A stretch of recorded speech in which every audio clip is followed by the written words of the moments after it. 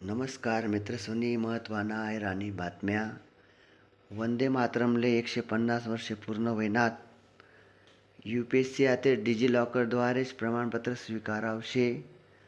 मुंबई विद्यापीठना दुरुस्त व ऑनलाईन अभ्यासक्रमना प्रवेशले 11 ऑक्टोबरपर्यंत मुदतवाढ. UPSC IAS व IAS ना निकाल जाहीर. जळगावમાં दसरा निमित्त 600 कारने विक्री. राज्यમાં 24 तास दुकाने व हॉटेल्स खुली राहतील. राज्य सरकारने काढा GR. शेअरवर 1 करोड ते IPOवर 25 लाखपर्यंत कर्ज देतील बँका. नागपूरनं शीतकालीन अधिवेशन 8 डिसेंबरपासून सुरू व्हावशे. राज्यમાં 108% पाऊस व्हयना. एसटीनी हंगामी 10% भाडेवाढ रद्द.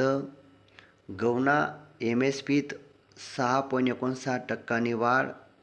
रेपो दर जैसे थे राहावशे. अनुकंपाना तब्बल 5187 उमेदवारासले सरकार नियुक्तीपत्र देवावशे. वीज कर्मचारी जावावशेतस 9 ऑक्टोबरपर्यंत संपावर. जिल्हा परिषद व पंचायत समितीना जागासनी सोडत 13 ऑक्टोबरले व्हावशे. महाराष्ट्रमा नवीन 4 केंद्रीय विद्यालय सुरू व्हावशेतस. सरकार देशमा नवीन 57 केंद्रीय विद्यालय सुरू करावशे. या केंद्रीय विद्यालयसमा 86,000 पेक्षा जास्त विद्यार्थी शिक्षण लेऊ शकतस.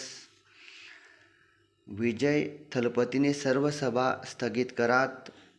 कर्मचारी महागाई भत्तामा 3% वाढ व्हयनी. पूरस्थितीमुळे 11वी प्रवेशनी अजून एक संधी उपलब्ध व्हयेल शे.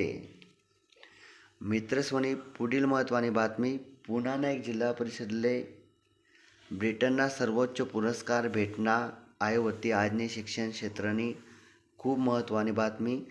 आता UPSC ज्या बी प्रमाणपत्र अपलोड करसोत ना आपण त्या साईटले त्या फक्त डिजिलॉकरद्वारे लेवावशे बरं का.